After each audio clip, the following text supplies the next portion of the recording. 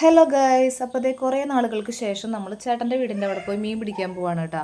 ചൂണ്ടിട്ടിട്ടാണ് നമ്മൾ മീൻ പിടിക്കുന്നത്. ഇപ്പോൾ ഇതേ മഴയൊക്കെ മാറിയിട്ടുള്ളൊരു അന്തരീക്ഷമാണ്. ഫുൾ പച്ചപ്പായിട്ടാണ് കേട്ടോ. നല്ല ഭംഗിയുണ്ടായിരുന്നു കാണാനായിട്ട്.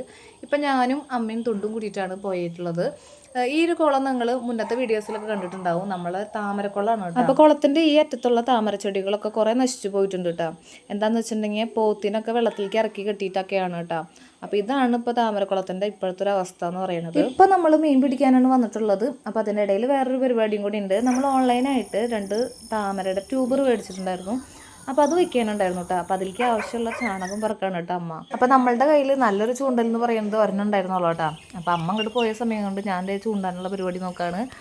എനിക്കിഷ്ടമാണ് കേട്ടോ ചൂണ്ടി മീൻ പിടിക്കാനൊക്കെ ആയിട്ട്.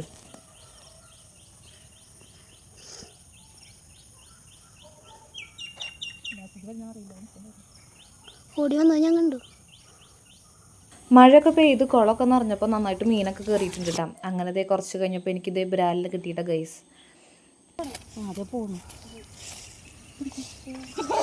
ഭാഗ്യത്തിന് നമുക്ക് കിട്ടിയ മീൻ തിരിച്ച് വെള്ളത്തിലേക്ക് തന്നെ വീണില്ല കേട്ടോ. കുളത്തുമ്പോൾ ഊരിയിട്ട് കരക്കിലേക്കാണ് വീണത്. അപ്പോഴേക്കും അമ്മ അതേ പോയി എടുത്തിട്ടുണ്ട് കേട്ടോ.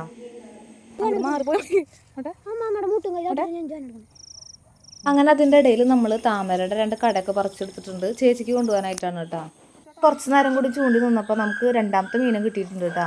അതും ബ്രാല് തന്നെയായിരുന്നു. വീഡിയോയിൽ കാണുമ്പോൾ അത്ര വലിപ്പം തോന്നണില്ലെങ്കിലും നേരിട്ട് കാണുമ്പോൾ അത്യാവശ്യം വലിപ്പമുള്ളൊരു മീനായിരുന്നു കേട്ടോ ഇപ്പോൾ കിട്ടിയത്. അപ്പോൾ 2ാമത് കിട്ടിയത് ബ്രാല് അത്യാവശ്യം വലിപ്പമുള്ളതായിരുന്നു കേട്ടോ ഗൈസ്. വൈകിട്ടുള്ളൊരു സമയത്താണ് കേട്ടോ നമ്മൾ മീൻ പിടിക്കാൻ പോയിട്ടുണ്ടായിരുന്നത്. അപ്പോൾ അങ്ങനെ കുറച്ച് നേരം നമ്മൾ മീൻ പിടിക്കാൻ നിന്നുള്ളൂ. പിന്നെ നമുക്ക് താമര നടാനുള്ളത് കൊണ്ടും നമ്മൾ വേഗം വീട്ടിലേക്ക് വന്നിട്ടുണ്ടായിരുന്നു. അങ്ങനെ കിട്ടിയ മീനും നമ്മൾ നന്നിട്ട് കാണിച്ചു കൊടുക്കാണ് കേട്ടോ.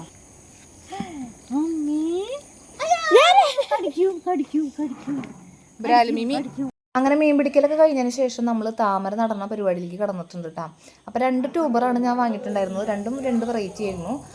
അങ്ങനെ നമ്മൾ ചാണകപ്പൊടിയും മണ്ണൊക്കെ മിക്സ് ചെയ്തിട്ടിട്ട് നമ്മുടെ താമരയുടെ ട്യൂബർ നട്ടിട്ടുണ്ട്. നമ്മുടെ 2 ട്യൂബർ നട്ടതിന് ശേഷം അതിലേക്ക് ആവശ്യമുള്ള വെള്ളം ഒരു ചേമ്പിൻ്റെ ഇട വെച്ചിട്ടാണ് കേട്ടോ ഒഴിച്ചു കൊടുക്കുന്നത്. താമരയുടെ ചെടി എപ്പോൾ നടുമ്പോഴും നന്നായി സൂര്യപ്രകാശം കിട്ടുന്ന സ്ഥലത്ത് വേണം കേട്ടോ വെക്കാനായിട്ട്.